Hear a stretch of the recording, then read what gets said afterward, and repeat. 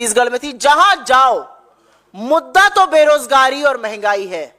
और जब कांग्रेस पार्टी गरीब की बात करती है, जब कांग्रेस पार्टी हक की बात करती है, तो मोदी जी के पेट में दर्द क्यों होता है? लेकिन दिक्कत तो है, पेट में दर्द तो हो रहा है, मन में कौतूहल तो मचा हुआ है, क्योंकि इस देश का किसान 27 रुपए रोज का कमाएगा। इस देश की 20% आबादी 46 रुपए रोज पर गुजर बसर करेगी। लेकिन मोदी जी के मित्र तो 1600 करोड़ रुपए रोज के कमाएंगे।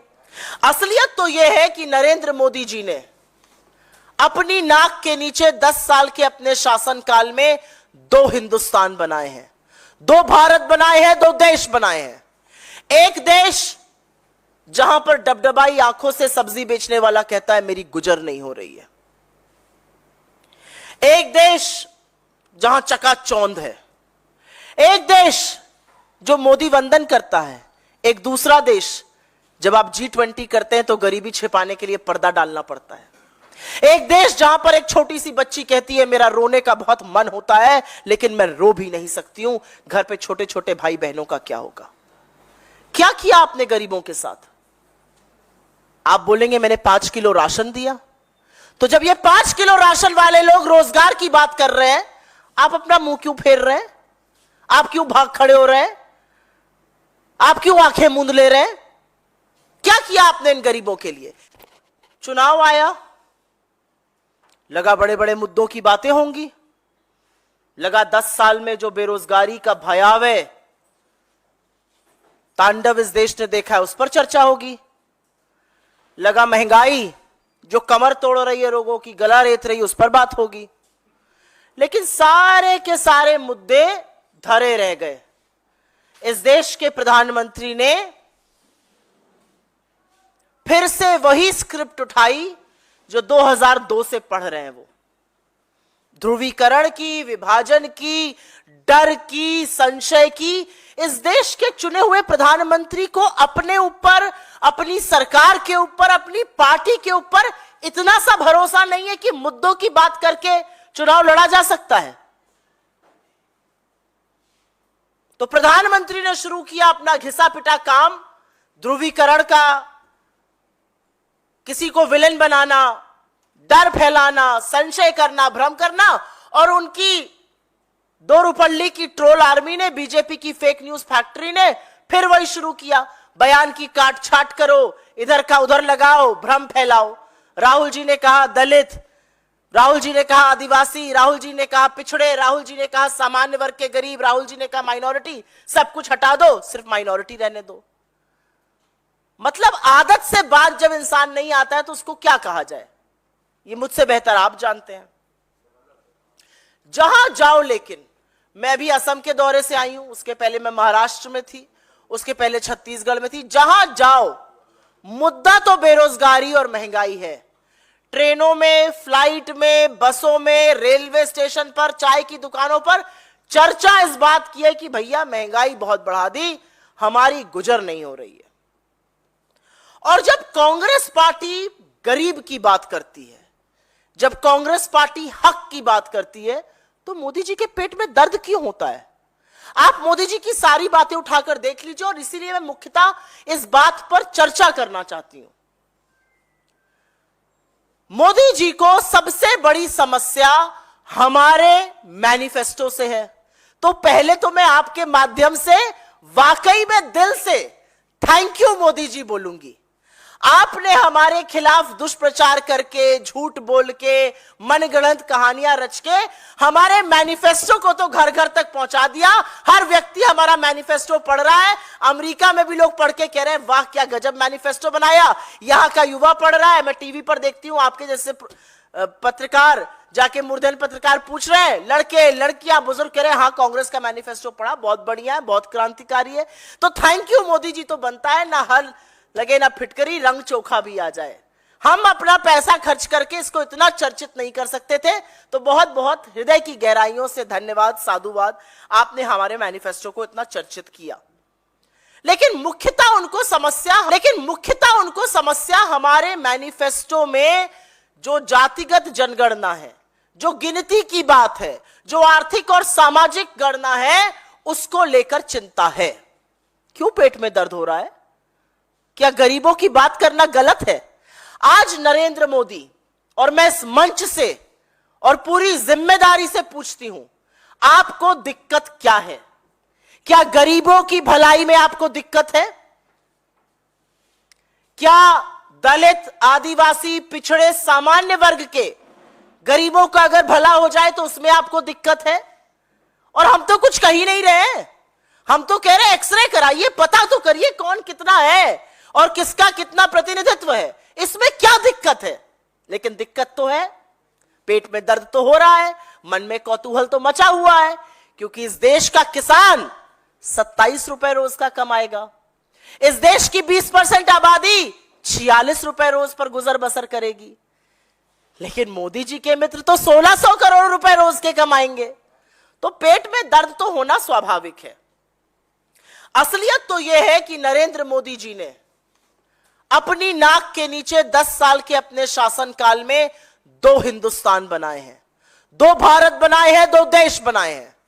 एक देश जहां पर डबडबाई आंखों से सब्जी बेचने वाला कहता है मेरी गुजर नहीं हो रही है। एक देश जहां चकाचौंध है। एक देश जो मोदी वंदन करता है। एक दूसरा देश जब आप G20 करते हैं तो गरीबी छिपाने के लिए पर्दा डालना पड़ता है। एक देश जहां पर एक छोटी सी बच्ची कहती है मेरा रोने का बहुत मन होता है लेकिन मैं रो भी नहीं सकती हूं, घर पे छोटे छोटे भाई बहनों का क्या होगा। और एक देश जो आप पर फिदा है, जो आपका चरण वंदन करता है। क्या किया आपने गरीबों के साथ? आप बोलेंगे मैंने 5 किलो राशन दिया। तो जब ये 5 किलो राशन वाले लोग रोजगार की बात कर रहे हैं, आप अपना मुंह क्यों फेर रहे हैं? आप क्यों भाग खड़े हो रहे हैं? आप क्यों आंखें मूंद ले रहे हैं? क्या किया आपने इन गरीबों के लिए? इन्हीं गरीबों को आपने चिलचिलाती धूप में कोविड के दौरान पैदल चलवाया। इन्हीं गरीबों को आपने इंजेक्शन से लेके दवाई और फिर ऑक्सीजन तक दर दर भटकाया।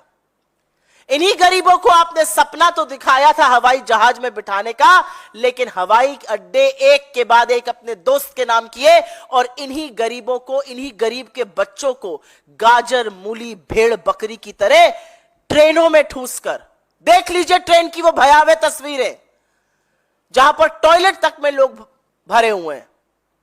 इन्हीं गरीबों को आपने किया। क्या किया आपने इन देश के गरीबों का? इन देश के गरीब लोगों का आपने हक मारा, आपने मोनोपोली बनाई, आपने छोटे छोटे बिजनेसेस बंद किए, 40,000 छोटे लघु मध्यम उद्योग बंद किए, आपने नोटबंदी करी। आपके मित्रों का तो पैसा सारा वापस आ गया आरबीआई में, लेकिन इन गरीबों को आपने लाइन में लगवाया, इन गरीबों की मौतें हुई। तो क्या किया आपने गरीबों के लिए? हम एक बात डंके की चोट पर कहते हैं, बिना संशय के कहते हैं, बिना डर के कहते हैं, पूरी नैतिकता, पूरी जिम्मेदारी से कहते हैं कि 2024 में वक्त आ गया है कि इस देश में जातिगत जनगणना, सामाजिक और आर्थिक जातिगत जनगणना होनी चाहिए, गिनती होनी चाहिए। हम तो आपसे पलटकर पूछते हैं किस बात से डरते हो, गिनती क्यों नहीं करते हो? मोदी जी इसी बात को तो उठाकर भय फैला रहे हैं, इसी बात को तो उठाकर कह रहे हैं कांग्रेस आपकी कार ले लेगी, कांग्रेस आपका सोना ले लेगी, कांग्रेस आपका पैसा ले लेगी, कांग्रेस आपकी संपत्ति ले लेगी। 1947 से अभी तक तो आप कांग्रेस को ही कोसते थे, हमारी ही सरकारें थी। आज तक तो ऐसा नहीं हुआ, आज तक तो किसी का पैसा नहीं लिया गया। असलियत यह है कि कांग्रेस के शासनकाल में लोग ज्यादा समृद्ध बने। कांग्रेस के शासनकाल में हमने 27 करोड़ लोगों को गरीबी की सीमा रेखा से निकाला।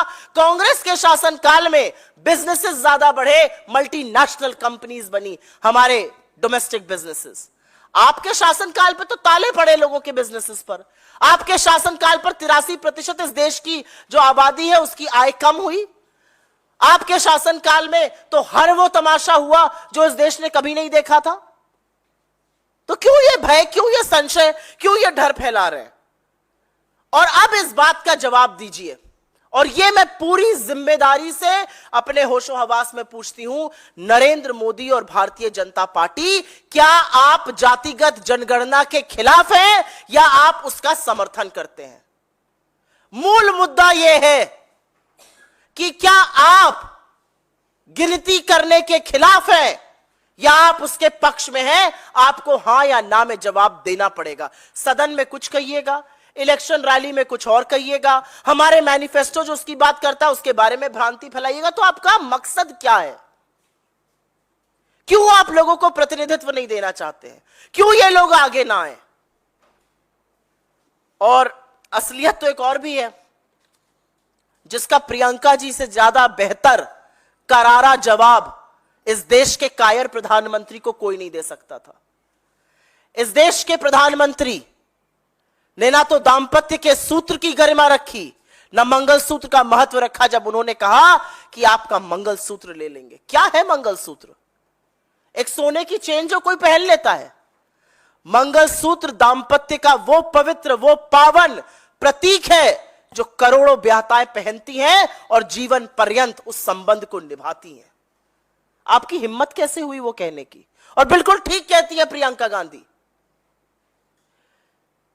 जिस देश के लिए उनकी मां, जिस देश के लिए सोनिया जी का सुहाग कुर्बान हुआ, जिस देश में जंग के दौरान इंदिरा जी ने अपने जेवर दे दिए, जिस देश में 700 किसानों की शहादत होती है, उनकी विधवाओं का मंगलसूत्र आप नहीं पूछते हैं?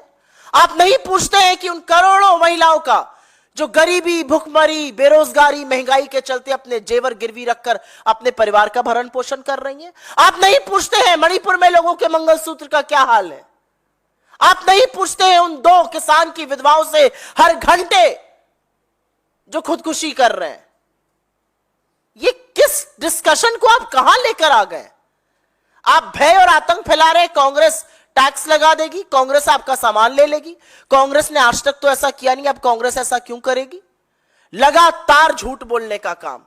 मुझे कभी कभी अब मोदी जी में शायद उम्र का भी तकाजा है, वृद्ध भी ज्यादा लगते हैं, जबान भी लड़खड़ाती है, कुछ का कुछ बोल जाते हैं। कई लोगों से बीजेपी में बात करो तो वो कहते भी हैं कि कभी कभी तो ऐसी बात बोल जाते हैं कि हम लोग डिफेंड ही नहीं कर पाते हैं, पता नहीं क्या बोल जाते हैं, उम्र का ही असर लगता है। वो व्हाट्सएप के अंकल जी लोग नहीं होते हैं, वैसे लगते हैं मुझे आजकल मोदी जी।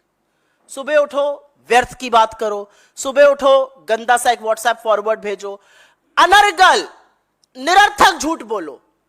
तो मोदी जी भाजपा के व्हाट्सएप अंकल नंबर 1 है, क्योंकि मुद्दा विहीन राजनीति की वो चर्चा कर रहे हैं। और मैं एक बात यहां पर जरूर बोलना चाहती हूं, और वो बोलनी जरूरी है। मोदी जी, आप भले 2 चुटकी सिंदूर और मंगलसूत्र की कीमत ना जानिए, लेकिन इस देश के लोग जानते हैं। इस देश को जब आप बरगलाते हैं तो देश के लोग कहते हैं थोड़ा आप कम बांटिए हमें।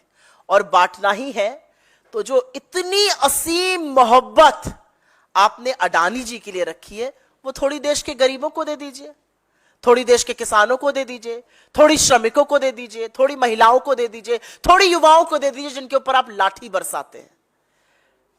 लोग आज कह रहे हैं इतना जो दिल आपका अपरंपार मोहब्बत से भरा हुआ है अडानी के लिए, थोड़ी तो मोहब्बत हमें भी दीजिए। लेकिन ना आप मोहब्बत देंगे, ना आप इस देश का भला करेंगे। 10 साल में आप मेरे देश को इस कगार पर ले आए हैं कि आज देश हाथ जोड़ के विनम्र निवेदन कर रहा है, बहुत हो गया साहब, अब बख्श दीजिए। आप कितना भी झूठ बोल लीजिए, आज सवाल देश की जनता पूछ रही है कि कांग्रेस को कोसते कोसते 10 साल हो गए, कांग्रेस के मैनिफेस्टो के बारे में झूठ बोलते भी अब वक्त हो गया। अब आप बताइए कि क्या आप गिनती के खिलाफ हैं या गिनती के समर्थन में हैं? यह जवाब भारतीय जनता पार्टी को और नरेंद्र मोदी जी को देना पड़ेगा। आपके सवालों का स्वागत है। अगर पहले इस मुद्दे पर सवाल हो या इससे जुड़े हुए तो बहुत अनुग्रहित रहूंगी। यस।